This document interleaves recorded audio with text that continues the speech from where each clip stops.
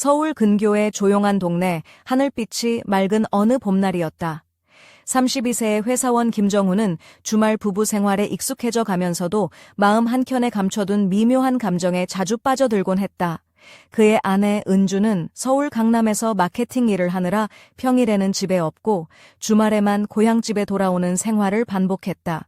그런 생활 속에서 정훈이 가장 의지할 수 있었던 존재는 바로 집안일을 도와주는 파출부 이정희 씨였다. 정희 씨는 충남 서산의 작은 마을 출신으로 항상 단정한 흰 셔츠에 검은 바지, 그리고 무릎까지 내려오는 앞치마를 착용했다. 그녀의 머리카락은 깔끔하게 묶여 있었고 손톱은 짧게 다듬어져 있어 일에 대한 섬세함이 고스란히 드러났다. 그 모습은 마치 집안의 작은 여신처럼 느껴졌고 정훈은 어느새 그녀의 손길에 마음이 끌리고 있다는 사실을 부인할 수 없었다. 처음에는 단순히 집안일을 맡긴다는 생각뿐이었다. 그러나 정희 씨가 주말 이른 아침마다 조용히 집안 곳곳을 정리하며 내놓는 반찬들은 은근한 정성이 담겨 있었다. 반찬통 위에 붙여진 작은 송울씨 메모에는 전자레인지에 1분만 데워 드세요. 멸치볶음은 너무 오래 볶지 마세요. 같은 세심한 배려가 묻어났다. 정훈은 그 메모를 볼 때마다 괜스레 마음이 따뜻해졌다. 정희 씨, 오늘도 집이 반짝반짝 빛나네요. 혹시 초능력이라도 쓰시는 건가요? 정훈은 농담 섞인 말을 건넸다. 아니에요, 정훈 씨. 그저 손이 좀 부지런할 뿐이에요. 손이 부지런하면 먼지도 도망가요. 정희 씨가 살짝 웃으며 대답했다. 그녀의 미소에는 묘한 매력이 있었다. 단순한 친절 이상으로 정훈의 가슴 한켠에 알 수 없는 떨림을 남겼다. 하지만 그는 이 감정을 철저히 숨기려 노력했다. 아내 은주와의 관계를 유지하는 것이 가장 중요했으니까. 그러던 어느 날 정훈은 회사 일이 일찍 끝나 집에 일찍 돌아왔다. 현관 앞에서 정희 씨가 청소 도구를 들고 나오던 순간이었다. 그녀와 눈이 마주쳤고 정훈은 어색하게 웃으며 말했다. 오늘은 일찍 오셨네요. 집이 더 깨끗해서 제가 더 부끄럽네요. 정희 씨는 놀란 듯 미소 지으며 그럼요. 정훈 씨가 일찍 오셔서 제가 더 신경 써야죠. 라고 답했다. 그 짧은 대화가 지나간 후에도 그녀의 뒷모습은 정훈의 머릿속을 떠나지 않았다. 그날 밤 정훈은 혼자 거실에 앉아 그날의 순간들을 곱씹었다. 그 따뜻한 손길이, 그 부드러운 미소가 단순한 고마움 이상임을 느꼈지만 그 감정이 어디로 향할지는 스스로도 알 수 없었다. 그런데 어느 때부터인가 집안 곳곳에 정희 씨가 남긴 작은 변화들이 눈에 띄었다. 반찬통 위에 적힌 메모뿐 아니라 정리된 서랍장, 깨끗하게 닦인 유리잔, 깔끔하게 정돈된 이불까지. 모든 것이 그녀의 손길을 닮아 있었다. 그것은 마치 집 안뿐 아니라 그의 마음까지 정돈되는 듯한 기분이었다. 하지만 그 평화로운 일상 뒤에는 점점 커져가는 긴장감이 숨어 있었다. 아내 은주는 어느 날 정훈에게 조심스럽게 말했다. 정훈 씨, 우리 파출부를 좀 줄이는 게 좋을 것 같아요. 신혼집이 우리 둘만의 공간이어야 하잖아요. 그 말에 정훈은 마음 한켠이 무거워졌다. 그는 이미 정희 씨와의 관계에서 헤어나기 힘든 감정의 소용돌이에 빠져 있었기 때문이다. 그날 밤 은주는 뜻밖의 질문을 던졌다. 혹시 정희 씨와 단둘이 밥 먹은 적 있나요? 정훈은 잠시 머뭇거리다 솔직하게 고백했다. 아내가 서울에 올라오지 못한 날 정희 씨가 국을 끓여줘서 같이 먹었어. 은주는 아무 말 없이 고개를 끄덕였고 조용히 창문을 열어 가을 바람을 맞았다. 그 순간 정훈은 그녀의 떨리는 어깨를 보며 마음이 미어졌다. 집안에 고요가 깃들었고 그 침묵은 두 사람 사이에 무언가를 예감하게 했다. 정훈은 그날 밤 정희 씨에게서 받은 작은 메모가 자꾸만 떠올랐다. 이번 주는 덜 이어요. 단순한 문장이었지만 그 속에는 복잡한 감정과 무언가 감추어진 의미가 담겨 있었다. 그리고 다음 날 아침 정훈은 문득 골목길에서 들려오는 낯선 알림 소리에 핸드폰을 들여다보았다. 보낸 이는 바로 정희 씨였다. 운동은 잘 다녀오셨나요? 시간 괜찮으시면 잠시 들르시겠어요? 그 순간 머리는 망설였지만 심장은 이미 답을 정한 듯 뛰고 있었다. 그렇게 정훈은 정희 씨의 집으로 향했고 그날 밤 두 사람 사이에 감춰진 이야기가 조금씩 모습을 드러내기 시작했다. 하지만 그 이야기는 아직 끝나지 않았다. 정훈의 마음속 깊은 곳에 자리 잡은 미묘한 감정은 앞으로 어떤 선택을 하게 될지, 그리고 이 비밀스러운 관계가 어떤 파국으로 치닫게 될지 아무도 알 수 없었다. 바람에 실려온 작은 속삭임처럼 그들의 이야기는 이제 막 시작된 것이다. 그날 저녁 정희 씨의 집은 따뜻한 조명 아래 은은한 향기가 감돌았다. 정훈은 낯선 공간에 들어서자마자 편안함을 느꼈다. 부엌 한켠에는 국화차가 잔잔히 우려지고 있었고 창계는 작은 다육식물이 햇살을 받고 있었다. 정희 씨는 흰 셔츠 위에 연한 베이지색 앞치마를 깔끔하게 두르고 있었으며 묶은 머리카락 사이로 몇 가닥의 부드러운 머리칼이 얼굴을 감싸고 있었다.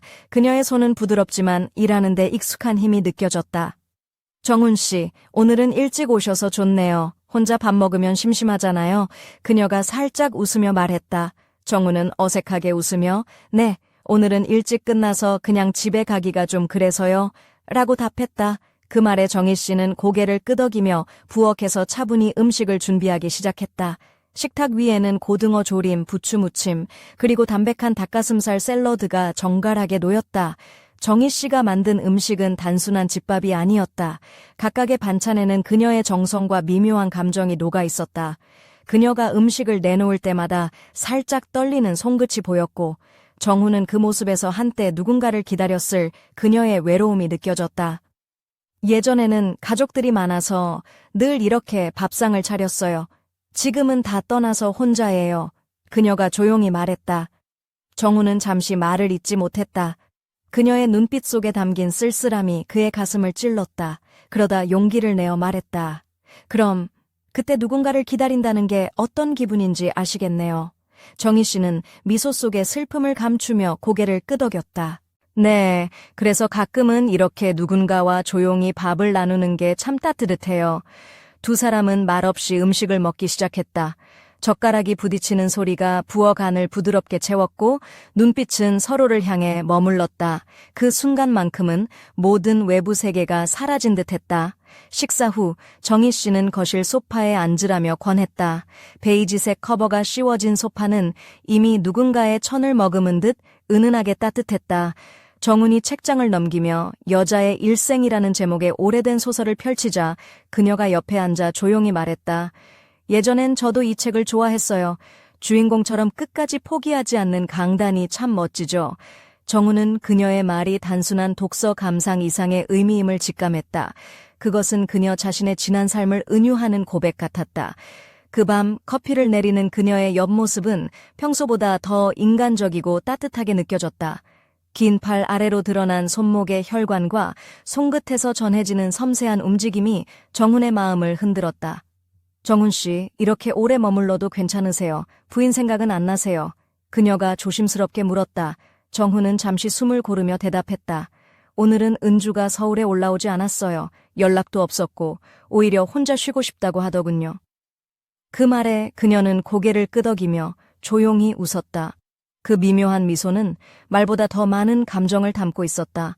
그날의 대화와 침묵 속에서 두 사람의 관계는 한층 더 깊어졌다. 그러나 정훈의 마음 한켠에는 여전히 불안과 죄책감이 자리 잡고 있었다. 이 비밀스러운 만남이 어디로 향할지, 그리고 은주와의 관계는 어떻게 될지 알 수 없었다. 문득 그녀가 조용한 목소리로 말했다. 오늘 하루만은 아무 말 없이 이렇게 곁에 있어요. 나중에 후회하지 않도록. 정훈은 고개를 끄덕였다. 그날 밤 창밖으로 스며드는 바람 속에 두 사람의 숨결이 조용히 섞였다. 그러나 그 평화 속에 숨어있는 불씨가 점차 타오르고 있음을 누구도 몰랐다. 그들의 이야기는 이제 막 복잡한 미로 속으로 걸음을 내딛었다. 그리고 다음 날 아침 정훈의 핸드폰에 또 한 통의 메시지가 도착했다. 이번엔 우리 집 앞에서 만날까요? 라는 짧은 문장이었다. 그 메시지는 또 다른 비밀과 갈등의 시작을 예고했다. 다음 날 아침 김정훈은 평소처럼 일찍 일어나 출근 준비를 했다. 그러나 핸드폰에 떠있는 정희 씨의 메시지가 그의 마음을 무겁게 만들었다. 우리 집 앞에서 만날까요? 짧지만 의미심장한 그 문장은 정훈의 머릿속을 복잡하게 했다. 혹시 무슨 일이 생긴 건 아닐까? 아니면 그저 평범한 대화일까? 늦은 오후 퇴근길에 정훈은 정희 씨의 집 앞 골목에 섰다. 따스한 봄 햇살이 가로등 그림자와 어우러져 길게 드리워졌고 새로 심은 벚나무 가지들이 살랑거렸다. 정희 씨가 현관문을 열고 나왔다. 그녀는 평소보다 조금 더 밝은 연분홍색 니트에 검은 스커트를 입고 있었고 살짝 웨이브진 머리카락이 부드럽게 어깨를 감쌌다. 발끝에는 세련된 검은 로퍼가 반짝였고 손목에는 은은한 진주 팔찌가 빛났다. 정훈 씨 와주셔서 감사합니다. 그녀가 조심스레 인사하며 미소 지었다. 그 미소 속에는 평소와는 다른 무언가, 묘한 긴장과 기대가 섞여 있었다. 정우는 순간 마음이 설렜지만 곧 자신을 다잡았다. 무슨 일이라도 있으신가요? 그가 조심스럽게 물었다. 정희 씨는 잠시 말을 망설이다가 깊은 숨을 들이켰다. 사실은 우리 관계에 대해 이야기하고 싶었어요. 이대로 계속 가도 되는 건지 아니면 선을 그어야 하는지. 정우는 고개를 끄덕이며 수긍했다. 저도 그 생각을 많이 했어요. 은주와의 사이도 있고. 하지만 솔직히 말하면 쉽지 않네요. 그 순간 정희 씨가 살짝 웃으며 말했다. 그래도 정훈 씨와 함께하는 시간이 참 따뜻했어요. 그게 다였으면 좋겠어요. 정훈은 그 말을 들으며 가슴 한켠에 묵직한 감정이 스며드는 걸 느꼈다. 하지만 아직 끝나지 않은 이야기의 무게도 알았다. 정희 씨, 앞으로 어떻게 할까요? 그가 물었다. 그녀는 창밖을 바라보며 말했다. 아직은 모르겠어요. 하지만 분명한 건 이 비밀은 우리 둘만의 것이어야 한다는 거예요. 그때 골목 끝에서 은주가 걸어오는 모습이 보였다. 그녀는 평소보다 차분한 옷차림에 손에는 작은 가방을 들고 있었다. 은주의 눈이 정훈과 정희 씨를 동시에 포착했고 그 순간 모두가 얼어붙었다. 긴 침묵 속에서 은주가 낮고 단호하게 말했다. 정훈 씨, 우리 얘기 좀 해야겠어요.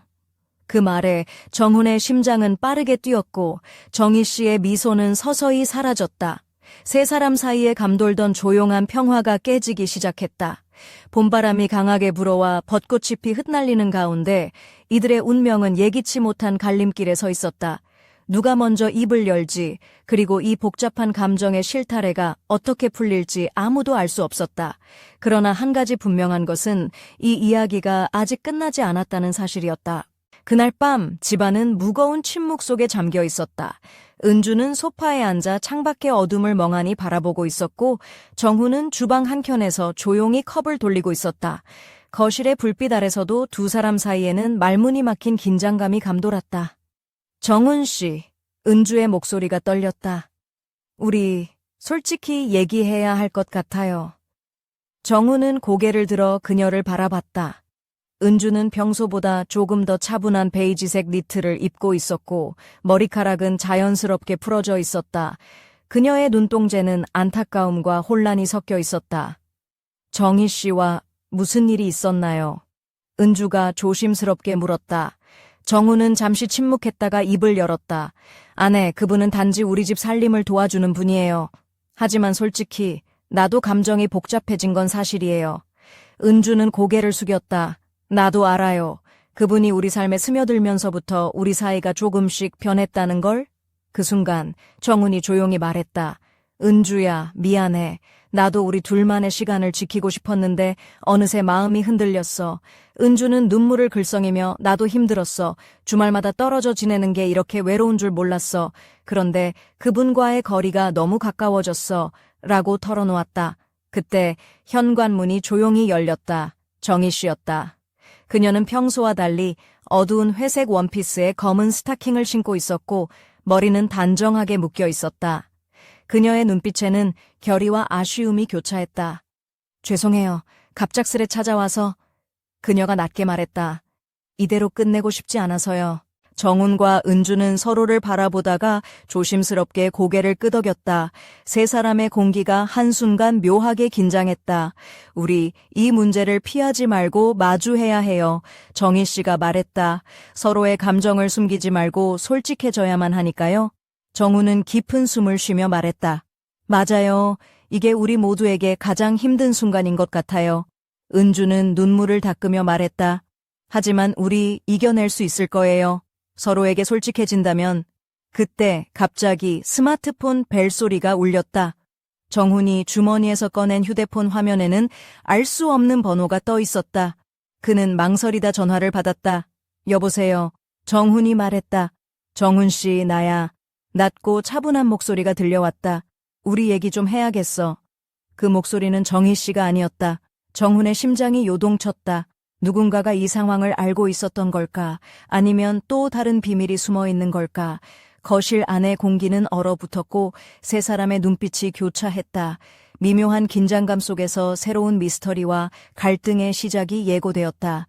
정훈은 떨리는 손으로 전화를 귀에 댔다. 누구세요? 라고 조심스레 물었지만 상대방은 답하지 않았다. 대신 짧은 숨소리와 함께 전화가 끊겼다. 벨소리가 꺼지고 난 후 정훈의 가슴은 빠르게 뛰었고 머릿속은 혼란으로 가득 찼다. 무슨 일이야? 은주가 다가와 걱정 어린 눈빛으로 그를 바라보았다. 모르는 번호였는데 아무 말도 안 하고 끊었어. 정훈은 어색하게 웃으며 대답했다. 누군가 우리 상황을 알고 있는 것 같아. 그 순간 현관문 너머에서 문 두드리는 소리가 들렸다. 세 사람 모두 긴장한 채로 문 쪽을 바라보았다. 정훈이 조심스럽게 문을 열자 낯익은 얼굴이 나타났다. 바로 동네에서 유명한 형님 박경식이었다. 그는 회색 재킷을 단정하게 입고 있었고 눈빛은 예전보다 더 날카로워 보였다. 정훈 씨, 이런 시간이군요. 경식이 형님이 무뚝뚝하게 말했다. 내가 좀 도와줄 일이 있어서 왔어. 은주는 당황하며 형님, 무슨 일이세요? 라고 물었다. 경식은 잠시 망설이다가 무겁게 입을 열었다. 이 집과 관련된 얘기가 여기서 끝나지 않을 것 같아. 누군가가 일부러 분위기를 흔들고 있어. 정훈은 놀라서 누가요? 왜 우리를? 이라고 말끝을 흐렸다. 경식은 고개를 저으며 그건 좀 더 지켜봐야 알 것 같아. 다만 조심해야 해. 누군가가 정희 씨와의 관계뿐만 아니라 너희 가족에게도 문제를 일으키려 하는 것 같아. 그 말을 들은 은주의 얼굴에 불안이 스며들었다. 우리 어떻게 해야 하죠? 경식은 단호하게 말했다. 일단 서로 솔직해져야 해. 그리고 누가 우리를 흔드는지 함께 찾아내야 한다. 그날 밤 세 사람은 거실에 모여 서로의 마음을 터놓았다. 정훈은 자신의 감정을 솔직하게 고백했고 은주는 그를 이해하려 애썼다. 정희 씨 역시 자신의 외로움과 미안함을 털어놓았다. 그러나 이 평화로운 순간에도 창밖 어둠 속에서는 누군가가 그들의 이야기를 조용히 지켜보고 있었다. 미소를 띤 그 그림자는 손에 쥔 휴대폰으로 무언가를 녹음하며 중얼거렸다. 이제 시작일 뿐이다.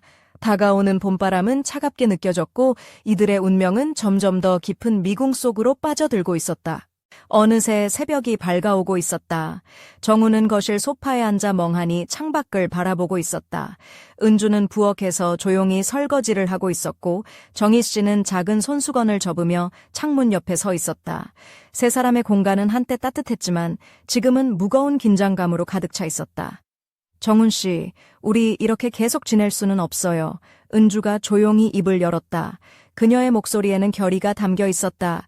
이 모든 걸 정리해야 해요. 우리 가족과 우리 삶을 위해서라도. 정훈은 고개를 숙였다.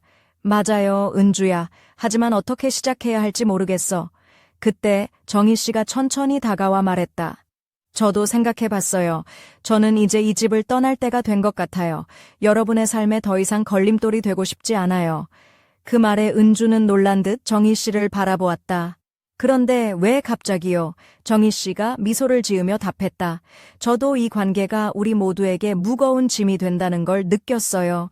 그래서 스스로 정리하는 게 맞다고 생각했죠. 잠시 침묵이 흘렀다. 정훈은 마음속 깊은 곳에서 알 수 없는 아쉬움을 느꼈지만 그녀의 결정을 존중하기로 했다. 정희 씨, 그동안 정말 고마웠어요. 정훈이 진심을 담아 말했다.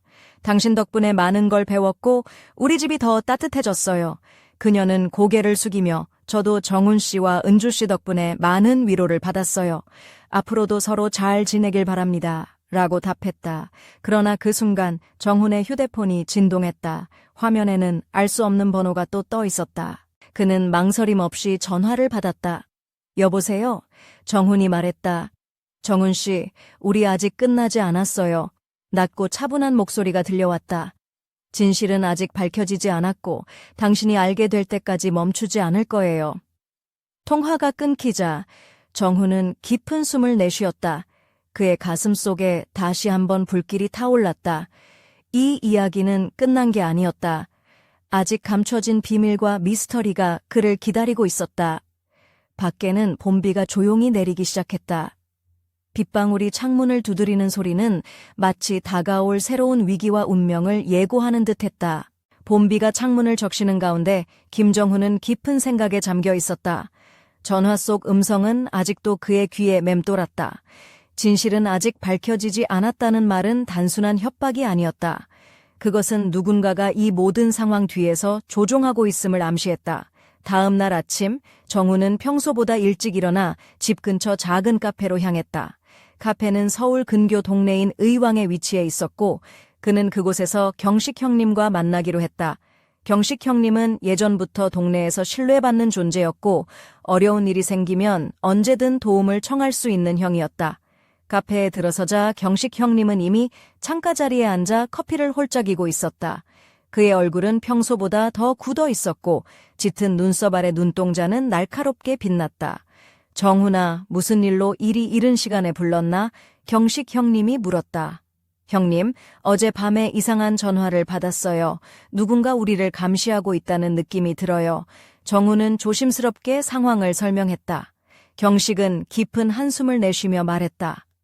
내가 알아본 바로는 최근 동네에 이상한 사람이 나타났어. 누군가 정희 씨 주변을 따라다니며 집안 상황을 캐고 있다는 소문이 돌고 있지. 그럼 누군지 아세요? 정훈이 물었다. 글쎄, 확실한 건 아니지만 그 사람은 정희 씨와 깊은 인연이 있는 듯해. 그리고 너희 부부 사이를 흔들려는 의도가 분명해 보인다. 경식은 천천히 말을 이었다. 우리가 할 일은 조용히 움직이는 거야. 함부로 행동하면 더 큰 혼란만 불러올 수 있으니까. 정훈은 고개를 끄덕이며 말했다. 네, 형님. 저도 최대한 신중히 행동할게요. 그날 오후 정훈은 집으로 돌아와 현관문을 조심스럽게 열었다. 집 안은 평소처럼 깔끔했고 정희 씨가 남긴 작은 메모가 눈에 띄었다. 이번 주는 덜 리어요. 그 글씨체는 어느 때보다도 또렷하고 그 의미가 더욱 무겁게 느껴졌다. 그러나 그 순간 현관 앞에 놓인 낯선 봉투가 그의 시선을 사로잡았다. 봉투 안에는 정체를 알 수 없는 사진 한 장과 함께 짧은 쪽지가 있었다. 진실을 알고 싶다면 이곳에 오라. 밤 11시 낙성대 공원 앞.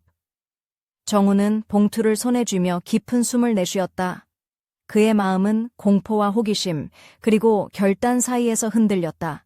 바람이 불어오며 창문을 흔들었고 어둠 속에서 누군가의 그림자가 멀리서 그를 지켜보고 있었다.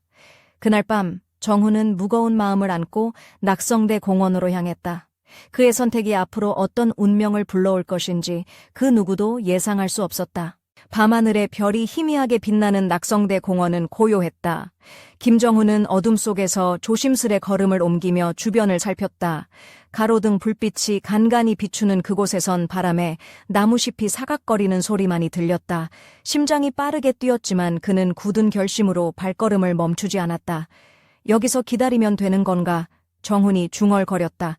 그런데 그때 나무 뒤에서 조용한 발소리가 들려왔다. 누군가가 다가오고 있었다. 정훈 씨, 잘 왔네요. 낮고 부드러운 목소리가 어둠을 뚫고 나왔다.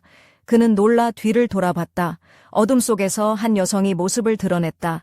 검은 코트에 짙은 머리칼이 어깨까지 내려와 있었고 눈빛은 날카로우면서도 알 수 없는 아련함이 담겨 있었다. 누구세요? 정훈이 경계하며 물었다. 여성은 미소를 지으며 답했다. 내 이름은 한수진이에요. 정희 씨와는 과거에 깊은 인연이 있죠. 그리고 당신이 모르는 진실을 알고 있어요. 정훈은 숨을 삼키며 말했다. 그 진실이 무엇인가요? 왜 저를 여기에 부른 거죠? 수진은 천천히 입을 열었다. 정희 씨가 당신에게 보여준 모습은 빙산의 일각일 뿐이에요. 그녀가 과거에 겪은 상처와 비밀들이 이 모든 일을 복잡하게 만들었죠. 그리고 그 비밀 때문에 누군가가 당신 가족을 노리고 있어요. 정훈은 혼란스러웠다. 그럼 제가 해야 할 일은 뭐죠? 수지는 고개를 저으며 말했다. 먼저 경식 형님과 다시 만나세요. 그리고 정희 씨와 직접 대화를 나누세요. 진짜 이야기를 들어야만 이 상황을 풀 수 있어요. 그 순간 멀리서 누군가가 숨죽인 채 그들을 지켜보고 있었다. 수지는 뒤를 돌아보며 낮게 경고했다. 조심하세요. 누군가 우리를 지켜보고 있어요. 정훈은 심장이 터질 듯 뛰었지만 이내 결심했다. 알겠습니다. 당신의 말을 믿고 행동할게요. 두 사람은 어둠 속에서 서서히 떨어져 나갔고 정훈은 다시 한번 자신의 운명이 깊은 수수께끼 속으로 빠져들고 있음을 느꼈다. 밤바람이 차갑게 불어오는 가운데 그의 발걸음은 어느새 새로운 진실을 향해 힘차게 내딛고 있었다. 다음 날 아침 김정훈은 경식 형님을 만날 결심을 굳혔다. 의왕의 조용한 카페에서 경식 형님과 마주 앉았을 때 그의 눈빛은 평소보다 더 무거웠다. 형님, 어젯밤에 낙성대 공원에서 한수진이라는 여자를 만났어요. 정희 씨와 관련된 무언가를 알고 있다고 하더군요. 정훈이 조용히 말했다. 경식 형님은 잠시 침묵하다가 고개를 끄덕였다. 수진이 예전부터 정희 씨와 얽힌 복잡한 인연이 있지. 하지만 조심해야 해. 그녀가 진실을 말하더라도 그 속에 함정이 있을 수 있으니까. 정훈은 긴장된 표정으로 물었다. 그럼 어떻게 해야 하죠? 경식 형님은 낮은 목소리로 말했다. 우리 셋이 직접 만나서 이야기를 들어보는 게 최선이야. 진실을 밝히려면 숨겨진 과거를 마주해야 하니까. 그날 저녁 정훈과 경식 형님 그리고 정희 씨는 서울 외곽의 한 조용한 찻집에서 만났다. 정희 씨는 평소보다 단정한 검은 원피스를 입고 있었고 그녀의 눈동자는 긴장과 결의가 섞여 있었다. 정훈 씨, 제가 숨겨왔던 이야기를 이제는 말할 때가 된 것 같아요. 정희 씨가 떨리는 목소리로 입을 열었다.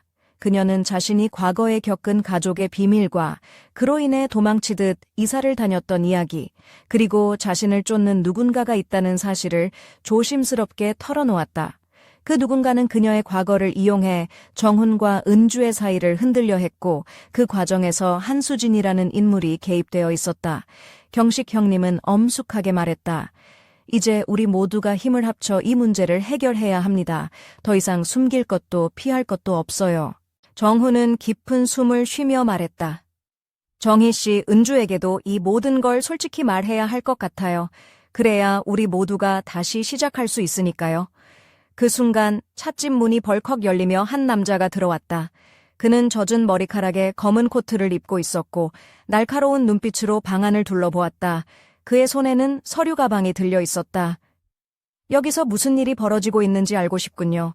그가 낮고 냉정한 목소리로 말했다. 세 사람은 동시에 그를 바라보았다. 정훈의 심장은 다시금 빠르게 뛰기 시작했다. 이 남자가 바로 그들이 찾던 진실의 열쇠일까? 아니면 또 다른 위협일까?